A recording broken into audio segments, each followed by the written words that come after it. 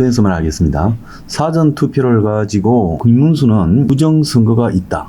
그래서 사전투표를 못하도록 법을 바꾸겠다고 이렇게 떠들어왔습니다. 근데 갑자기 사전투표를 해라더니 또 투표 부정 관리가 안 된다고 하루 만에 입장을 바꿨습니다. 그래서 김문수는 도대체 사전투표에 대한 입장이 뭐냐는 거죠. 지금까지 김문수는 부정선거론에 대해서 동참하는 입장을 보여왔죠. 그래서 나쁘다 좋다가 아니라 부정선거가 있다고 하고 또 사전투표를 폐지해야 된다 해서요.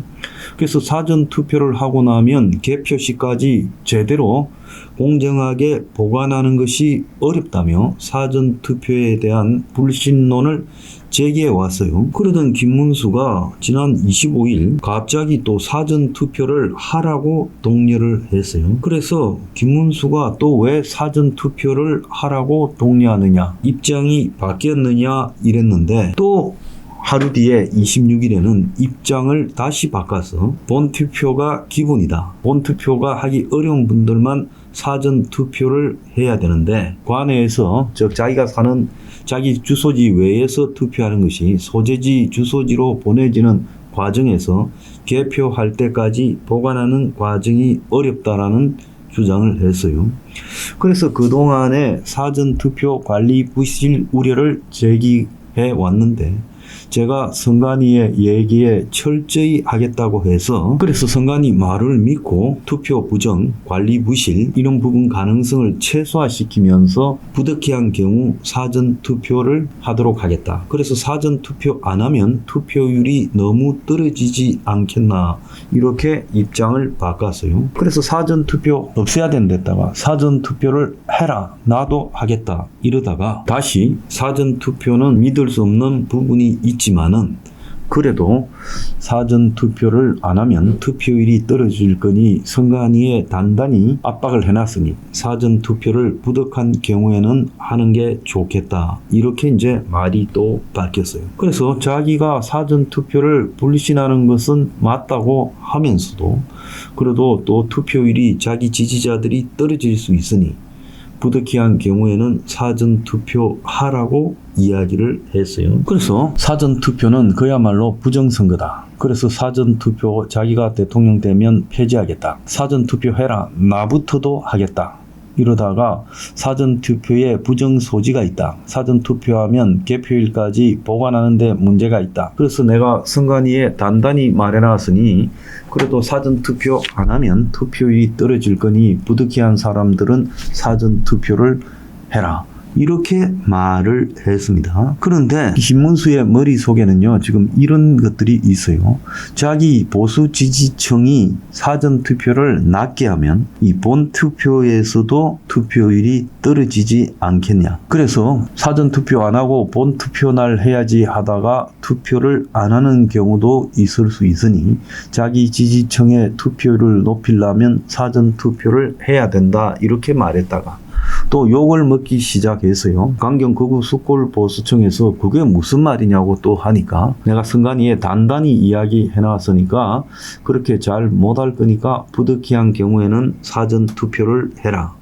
이렇게 지금 말이 바뀐 겁니다. 자, 그러면 투표 부정에 대해서 소지는 여전한데 내가 선관위에다가 강경하게 압박해 놨으니 안 그럴 가능성도 이제 높아졌으니 부득이 사전투표를 해야 될 사람은 해라고 말이 바뀌었어요. 사전투표를 둘러싼 김문수의 말 변경. 자, 김문수가 선관위 이야기한다고 선관위가 김문수 말 듣고 사전투표에 대한 조치를 강화하겠습니까? 천만의 말씀이죠. 지금까지 부정선거를 그렇게 조직적으로 자행해온 선관위 그것이 숙골들이 이야기하는 게 맞잖아요. 그게 맞다면 어떻게 하겠습니까? 김문수의 말은 개의치 않지요. 김문수가 국민의힘 후보라고 선수가 심판 보고 똑바로 해라고 말한다고 심판이 똑바로 하겠다. 그렇게 하겠습니까?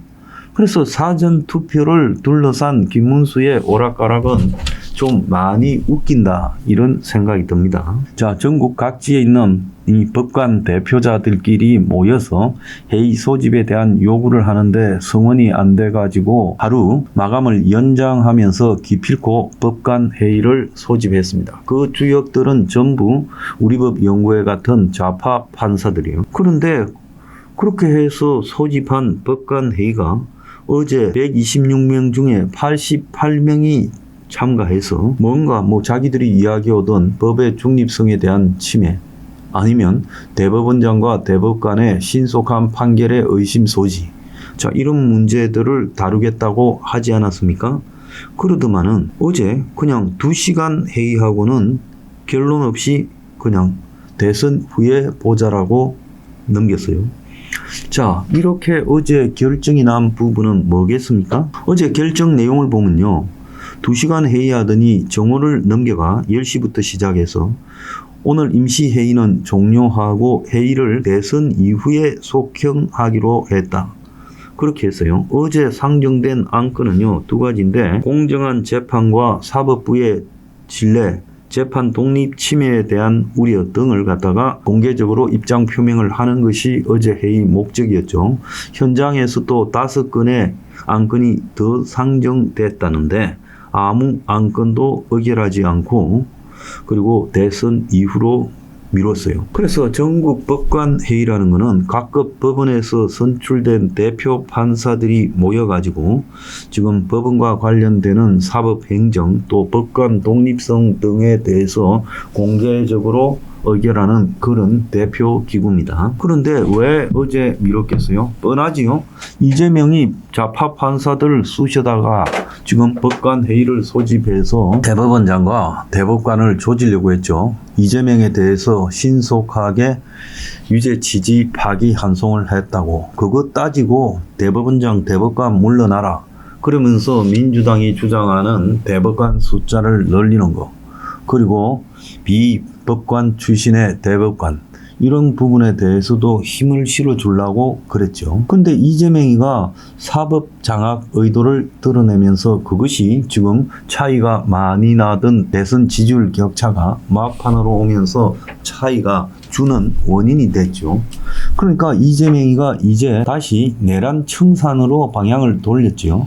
그러니까 법관 회의가 이재명이 입장에서는 부담스러워지는 거예요. 거기서 어떤 결론이 나서 다시 사법 장악 이슈로 옮겨가면 대선에서 굉장히 자기한테 불리하다 느끼니까 이제 사법부 관련 논란은 고마하자, 대선 끝나고 언언하자, 이렇게 오다가 바뀌었겠죠. 그러니까 전국 법관회의가 대선 이후에 회의를 속행하기로 하고 아무 결론도 없이 전국에서 모여가 헛질할만 하고 끝났습니다. 이런 게 법관들입니까? 아이고, 접시물에 코 박고 뒤지세요. 자, 며칠 전에 제가 메일에 보니까 이남용이라는 사람이 저한테 메일을 보내가지고 국민의힘에서 유튜버들 독립언론에서 뭔가 했더니만 유튜버들 불러가 회의하는데 좀 와달라, 그리고 좀 연락도 좀 해달라, 이렇게 있어서 제가 연락도 안 하고 안 갔죠.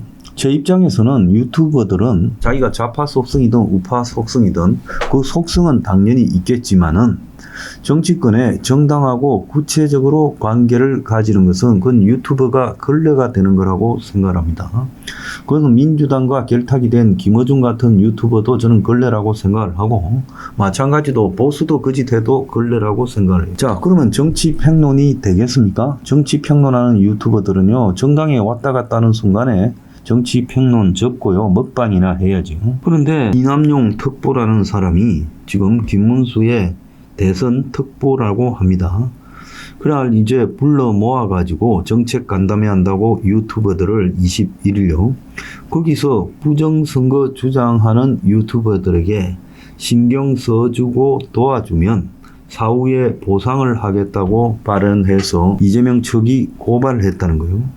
자, 민주당은 선거운동과 관련한 이익 제공을 약속한 것이 공직선거법 위반이다라고 이렇게 말하고, 자, 고발당한 이남용 특보라는 사람은 선거운동 유도하는 목적이 아니었는데 민주당이 의도적으로 그렇게 몰아갔다 했는데, 실제 내용을 보면 국민의힘 선대위 홍보위원장 방승기 의원이 주관으로 해서 국회에서 열린 간담회에서 이남용 선대위 전략기획총괄본부 후보 직속 전략기획특보라는 사람이 공정선거가 될 수 있도록 우리 유튜버 여러분들이 좀 각별히 신경 써 주시고 도와주시면 제가 방송된 기록을 다 분석해 사후에 여러분들한테 보상하도록 하겠다. 그러니까 김문수한테 좋은 말 해주면 사후에 그 모니터링을 해가지고 진짜 그렇게 말한 사람들을 보상해 주겠다 이렇게 말했잖아요.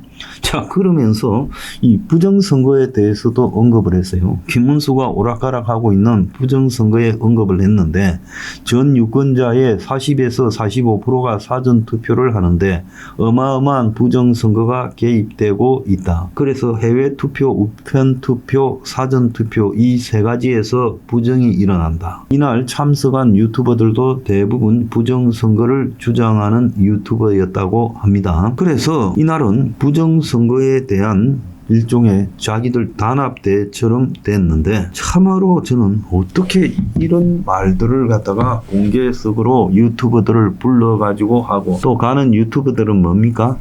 참으로 유치한 짓거리가 계속되고 있다고 봅니다.